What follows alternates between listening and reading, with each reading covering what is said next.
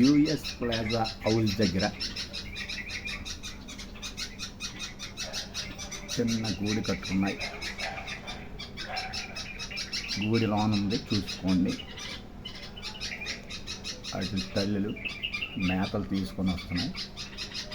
2 పక్షులు చూడండి.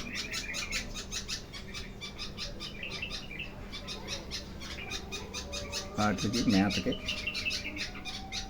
పెట్టడానికి వస్తున్నాయి. గూళ్ళో ఉంది, గూళ్ళని బయటికి తీసేసింది ఇప్పుడు.